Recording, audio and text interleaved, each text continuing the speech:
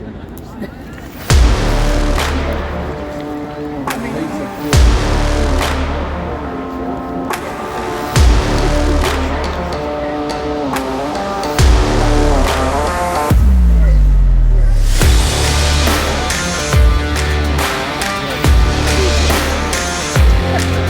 not coming, so I'm now the videographer.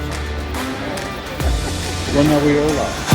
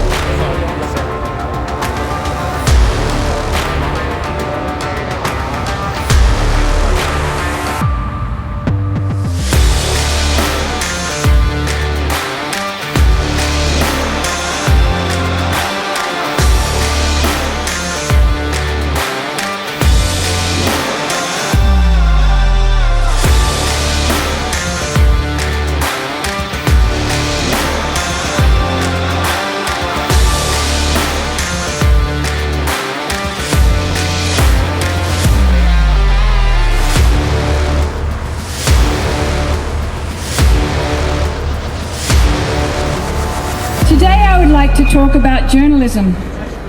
We all get our news from somewhere. Do you ever wonder how factual it is? Or how complete? What's the purpose of journalism? How important is it to a free society to have journalism? On the 3rd of May, it was World Press Freedom Day.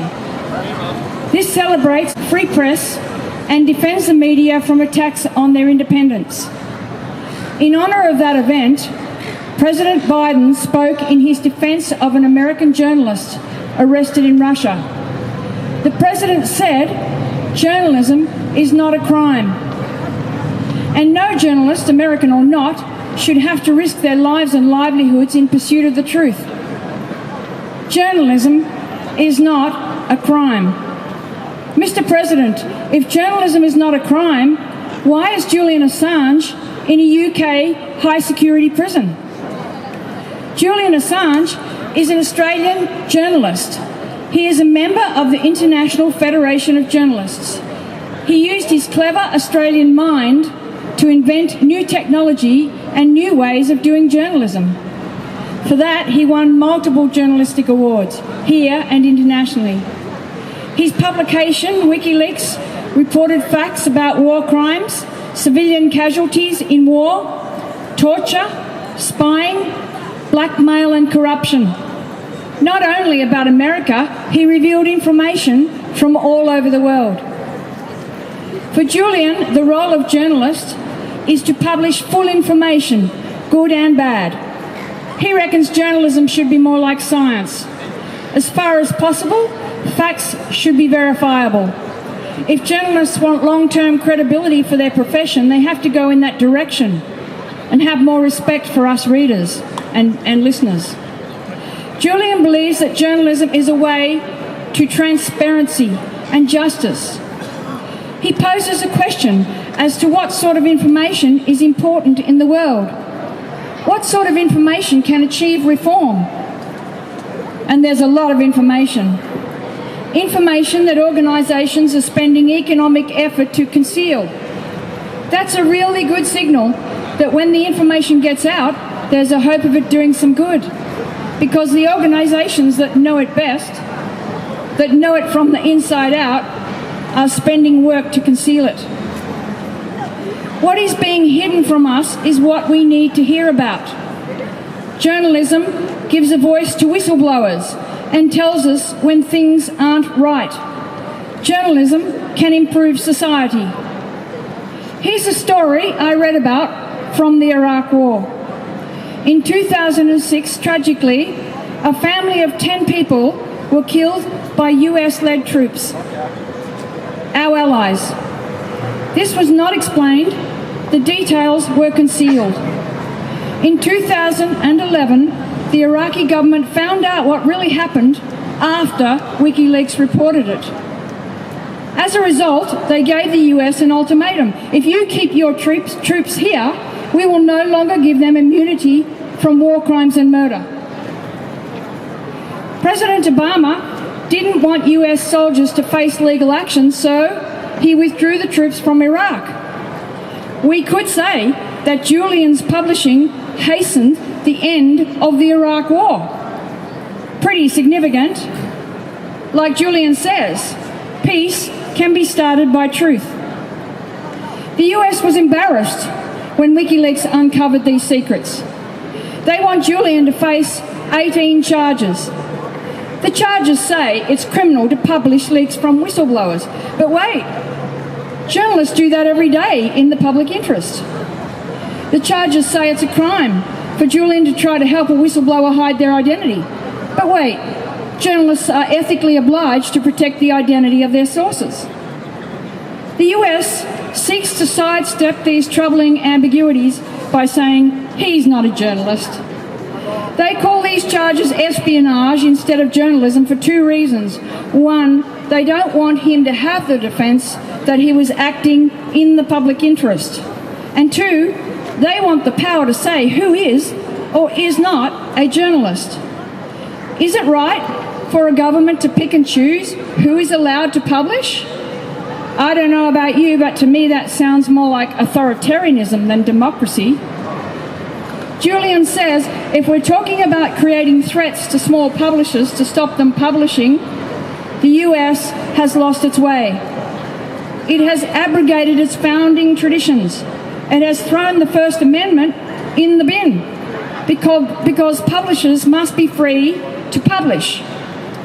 It seems like President Biden agrees that publishers must be free to publish because last week he said a free press is a pillar, maybe the pillar of a free society and not the enemy. He then made a toast to truth over lies. I'll drink to that. Truth over lies. WikiLeaks is the only news outlet that can claim to have published 100% truth and never had to retract a story. WikiLeaks holds governments and corporations to account by reporting truth in the public interest. Should we allow governments to decide what news we can read?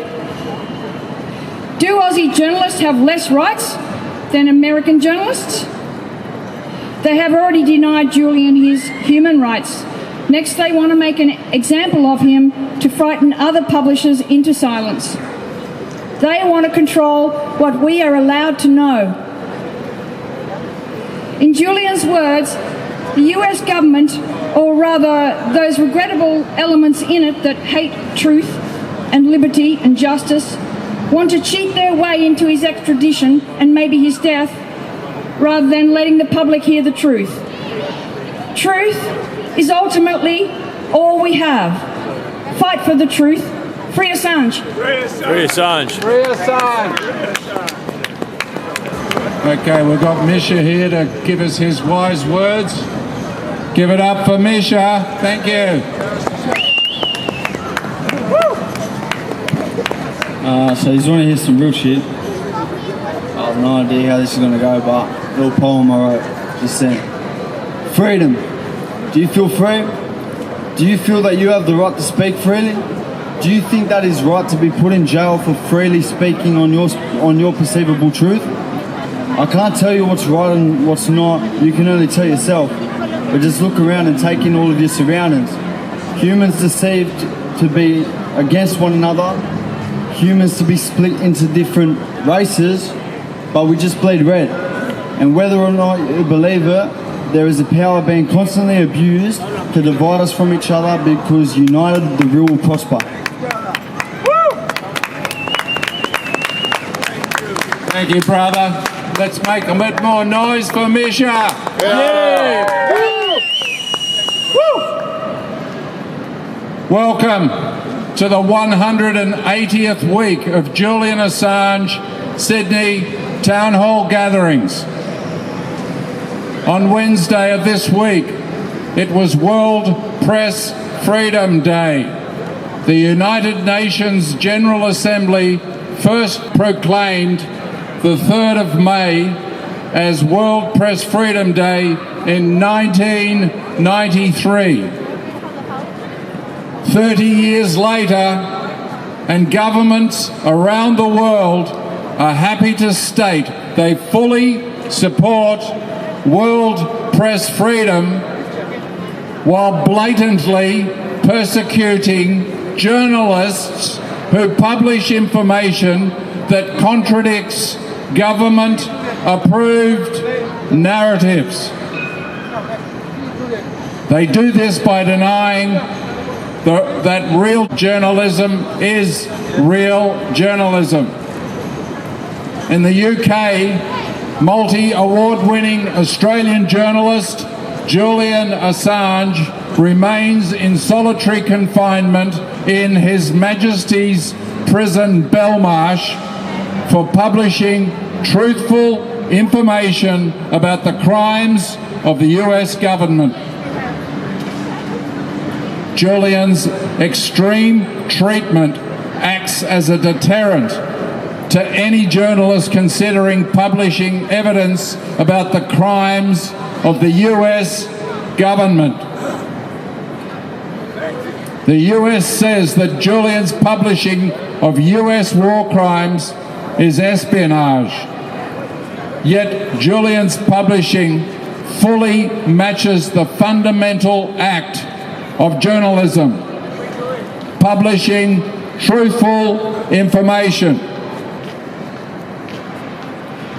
The harsh treatment of Julian is designed to instill fear.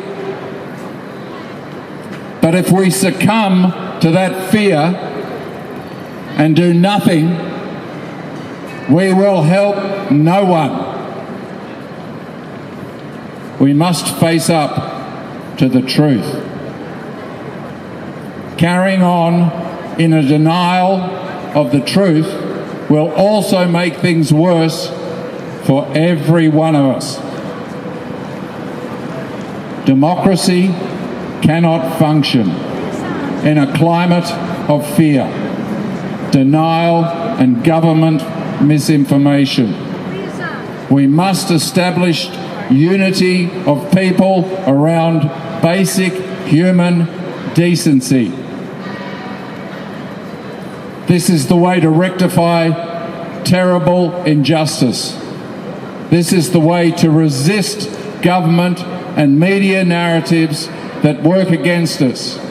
We must grapple with the truth. We must recognise our diversity and our common interests. Transparent democracy is a common interest.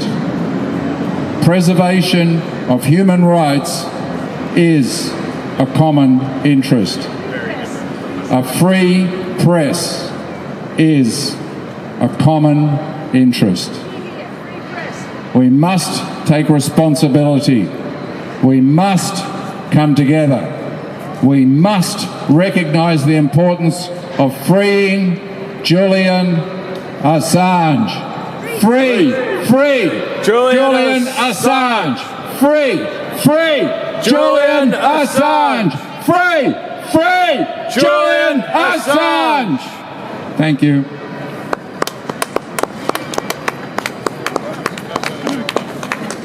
The Australian Prime Minister Anthony Albanese is in the UK for the coronation of King Charles. And he was interviewed on the ABC and he was asked about Julian Assange. And he said he's frustrated.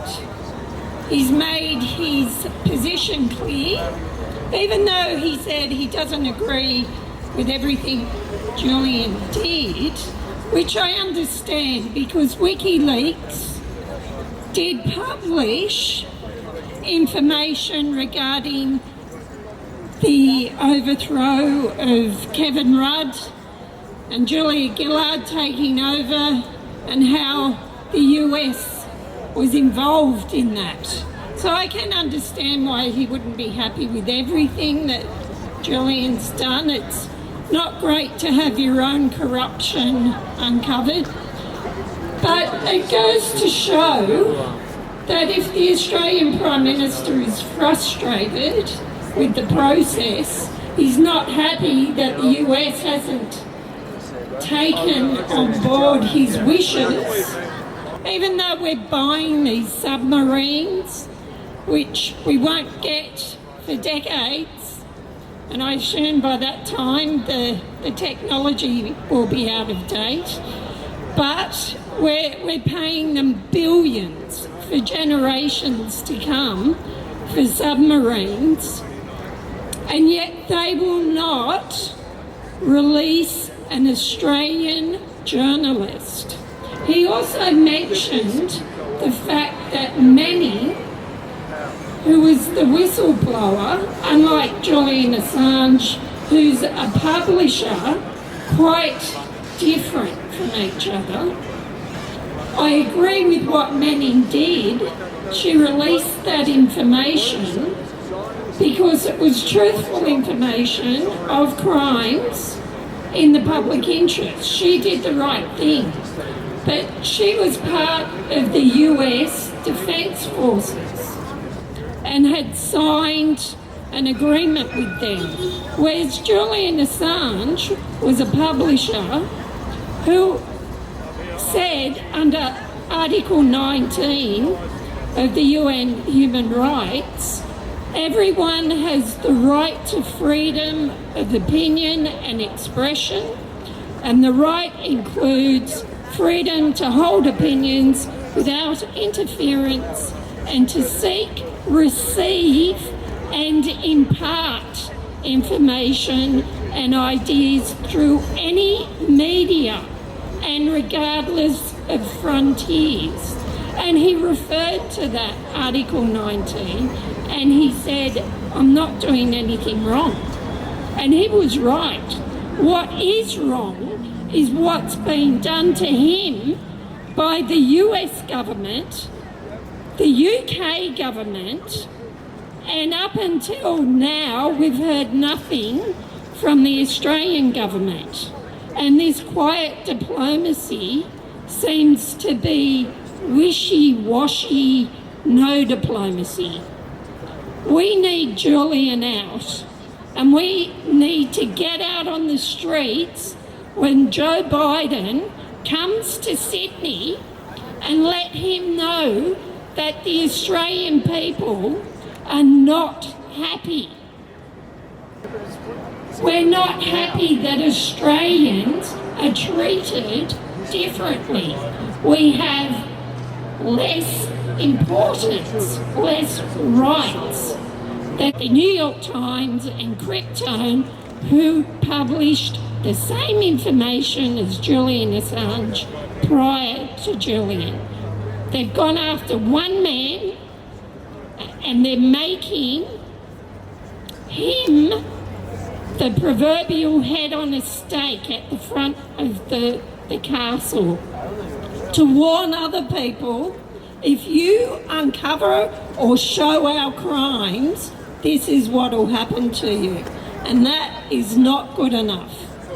So let's get out on the streets on the 24th of this month, 24th of May, and make it known. We want our man free. You've done enough damage to him. Free Julian Assange. Free Julian Assange. He's being held without charge. Free Julian Assange. Mighty England, all on your own. There's a job to do. Be true to yourself. Stand up. Don't cloud perception with your rules. Come on. It ain't that hard. It ain't that hard. Free Julian Assange. He's being held without charge. It ain't that hard. Free Julian Assange.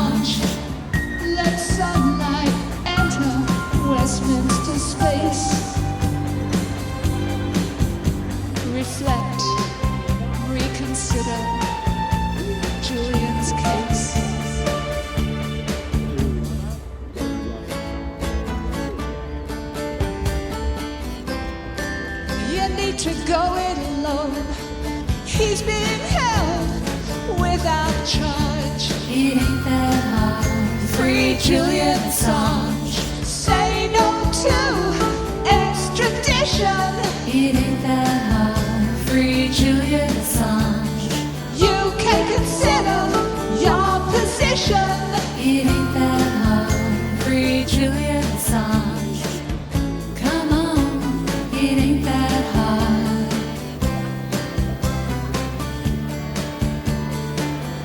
Come on, it ain't that hard.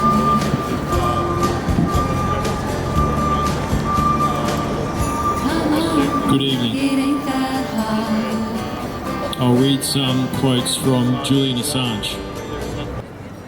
Our civilization can only be as good as our knowledge of what our civilization is. We can't possibly hope to reform that which we do not understand. We don't go after a particular country. We don't go after a particular organizational group. We just stick to our promise of publishing material that is likely to have a significant impact.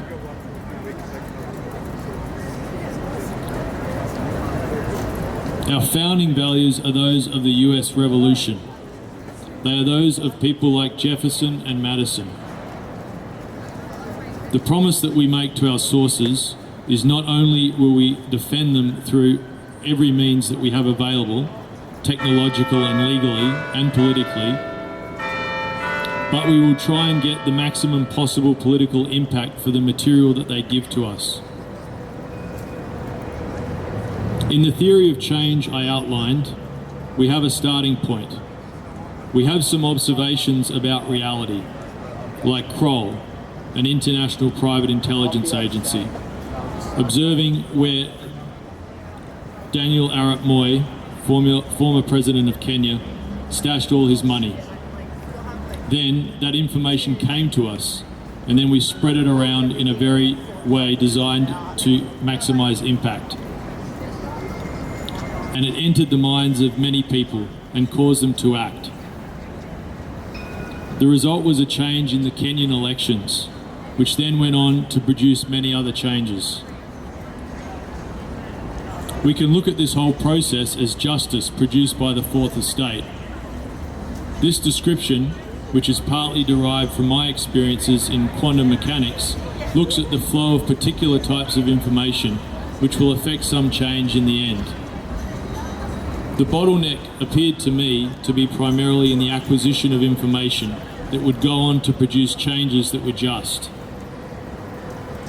In a Fourth Estate context, the people who acquire information are sources.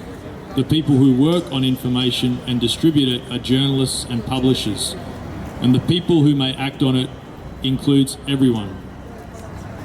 That's a high-level construct, but it then comes down to how you practically engineer a system that solves that problem, and not just a technical system, but a total system. WikiLeaks was and is an attempt, although still very young, at a total system. Most of the media organisations do burn sources. Edward Snowden was abandoned in Hong Kong, especially by The Guardian, which had run his stories exclusively. But we thought that it was very important that a star source like Edward Snowden was not put in prison, because that would have created a tremendous chilling effect on other sources coming forward. Most of the transfer of information has come from the bottom to these powerful intelligence organisations like Google and Facebook. WikiLeaks does it the other way. We take information from very powerful organisations, the most powerful organisations, and we put it on the public record where everyone can use it. That's unusual.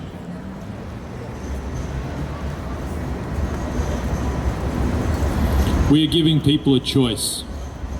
If you have information about how the world is working around you, then you have a choice about what you support, what you don't support, what you do with your life.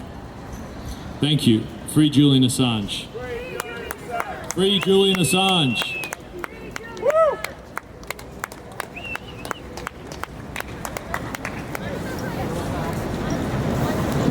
Good evening, everybody. My name's Billy Field. I'm an artist. And I spent a tremendous amount of time researching what's behind all these wars and how we're going to stop them. I've been doing that for 40 years now, and there's a lot of various different debates on what's going on and who's responsible, and talking about religious groups and fanatics and corrupt politicians and all that. But it's all really, to my way of thinking, whether I'm right or wrong, is it basically comes down to the fact we want peace now for the entire planet, and we want human rights now for the entire planet. The past is immaterial. We cannot change the past. It is irrelevant. Doesn't matter how many lovely Aboriginal people got killed or how many people got killed in Somalia or Vietnam. The important is that we don't let this happen ever again anywhere. And there's no doubt in my mind that Julian Assange's motivation in exposing these war crimes is to bring this debate to the public and provide evidence to the public that politicians have lied us into these wars, and they weren't really about helping people in Iraq. They said that they would greet us with chocolates and flowers in Iraq. I think it's pretty well irrefutable. There's been 2 million people killed in Iraq, possibly 30,000 of our own service people killed or maimed, injured. There's been a few people made a lot of money out of it, but they've destroyed Iraq, destroyed Libya, done everything possible to destroy so many other countries in Africa, South America. And it's time that people woke up and said, we're being lied. These wars are not about helping anybody but the war profiteers and the people that have committed crimes protecting themselves from the public. It's very, very important that we all stand up for human rights for everybody, whether they're in Sudan being bombed at the moment, bombs made by the British, the French, the Americans, weaponry made by the Germans.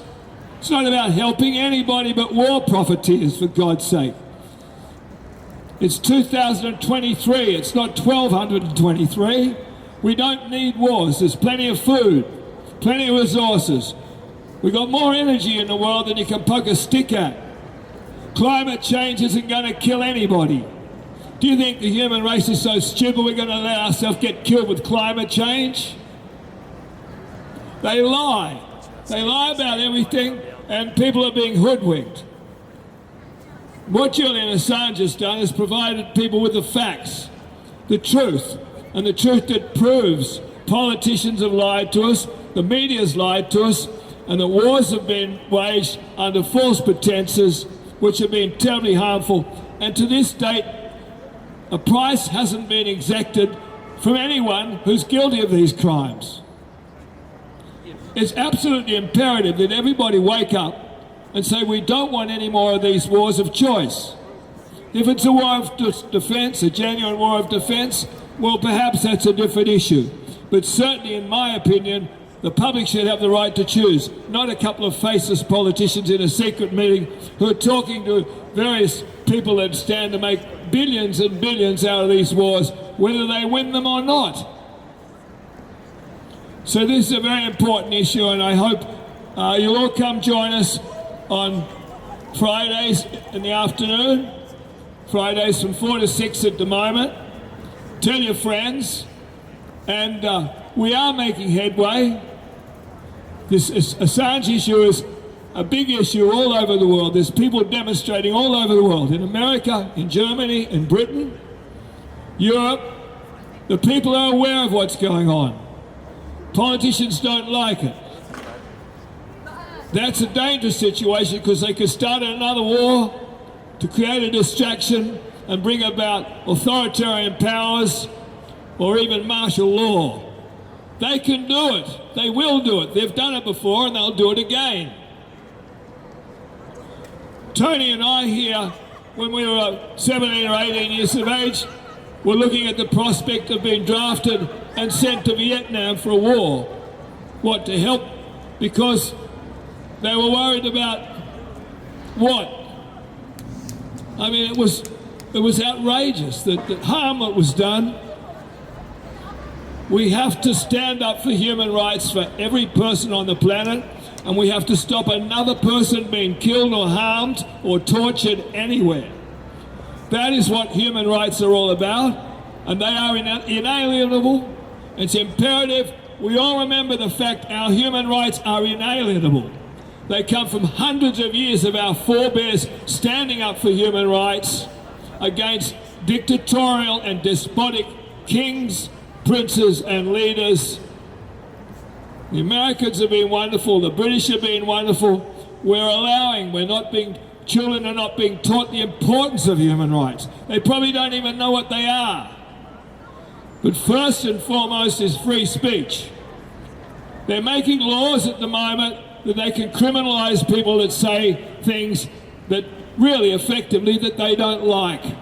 This is the sort of thing they did in the Soviet Union. People were afraid to say anything.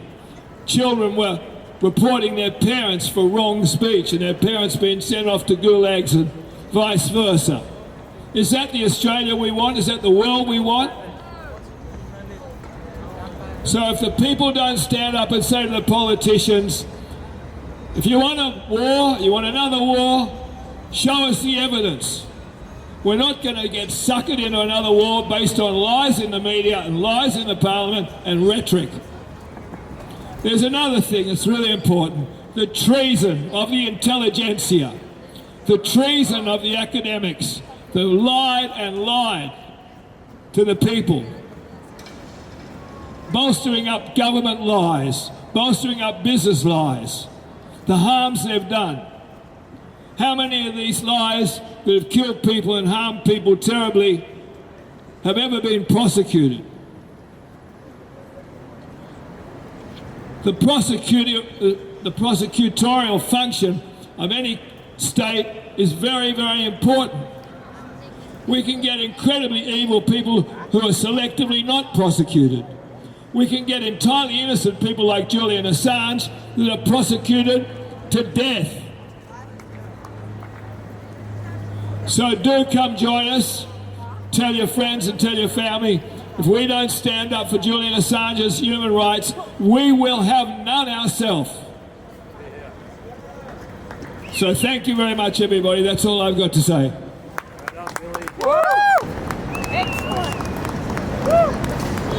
Julian Assange was born in 1971. The year John Lennon released his first protest album.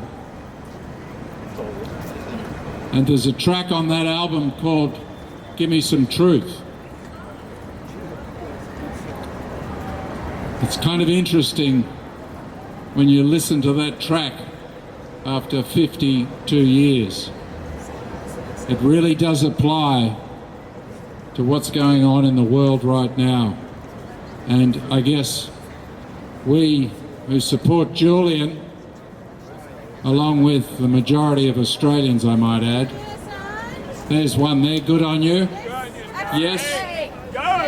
There's a supporter. We love a supporter. We love a vocal support. Back to John Lennon. He was asking for the truth 52 years ago. So it's kind of interesting that that year a baby was born in Townsville Hospital on the other side of the planet. Julian Paul Hawkins, later to change his name by default to Julian Paul Assange, a name now that we all kind of know. After 15 years of persecuting this man, finally it sort of leaked out through the mainstream media. And we finally have our first Prime Minister in that 15 years to stand up and speak publicly about Julian Assange. I understand it was reported on 702 ABC radio this morning at 8 a.m. So I encourage you to listen to the ABC, because for once they're publishing information about Julian Assange. Thank you very much. We're here every Friday, 4 p.m. until 6 p.m. So please, if you would like to, come and join us. The more the merrier. The powers to be are not happy with us being here. We've been here now for 180 weeks. This is our 180th week. And we're staying here until Julian Assange is free. And then we are going to lock up the corrupt politicians that have perpetrated this obscenity against humanity in general and Julian Assange specifically. Thank you.